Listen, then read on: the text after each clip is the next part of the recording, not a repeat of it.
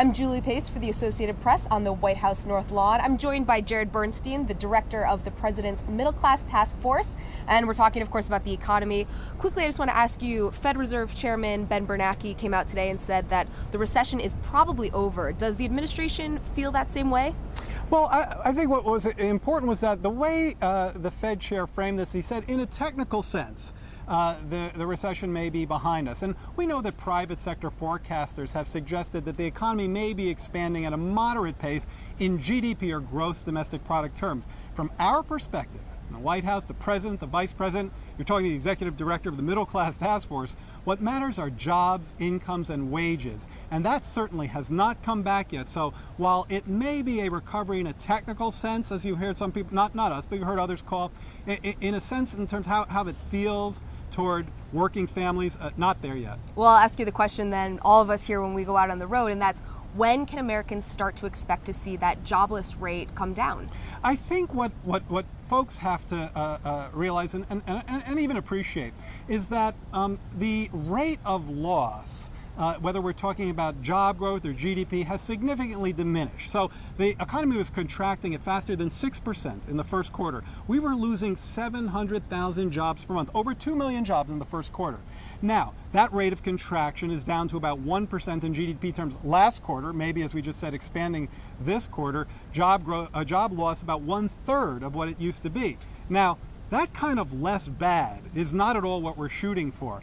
We're trying to implement the Recovery Act, the financial stability programs, the kinds of regulations the president talked, in order to make sure that there's a robust recovery in place down the road. Now, my crystal ball doesn't tell you what date those net negatives turn into net positives, but I can tell you we're moving in that direction. Now, the president's out today. He's talking to working class, middle class Americans, trying to point out to them that we have seen some recoveries in the economy. But how do you get that message across to Americans if they aren't seeing the changes in jobs?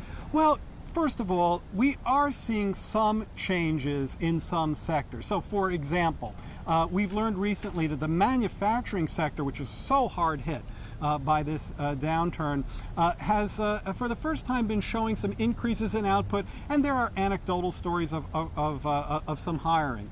We know from the Recovery Act that we're saving or creating around 1 million jobs so far.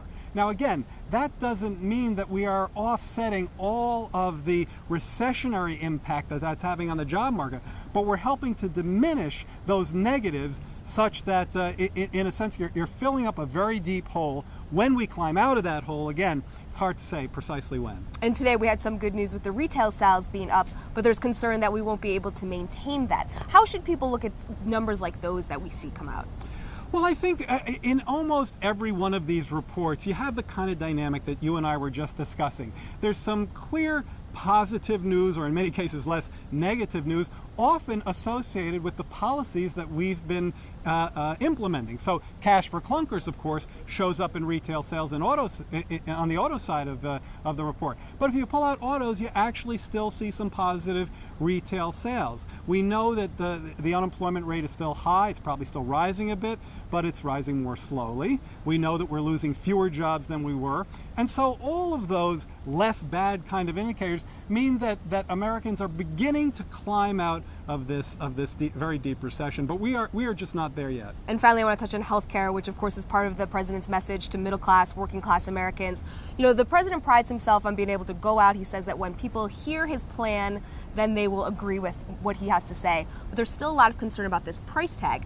$900 billion, and that's pretty scary to any American who's seen us bail out all kinds of industries. How do you reassure Americans that this money is not going to be coming out of their pockets? I think the best way to do that is to quote the president himself, who says he will not sign a plan that adds one dime to the deficit. This will be deficit neutral. And how does he get there? Not, I want to underscore that word, on the backs of the middle class. He does so by, for example, reeling in some of the extreme inefficient and ineffective spending. For example, there's a Medicare Advantage program. It's called Medicare Advantage. This is a program that subsidizes private insurers to provide services that Medicare can provide much more effectively and efficiently. There's almost $200 billion in there over 10 years. Now, that's the kind of wrenching inefficiencies out of the system that's going to help us get there. And he has a full set of similar kinds of I would say, efficiency enhancers,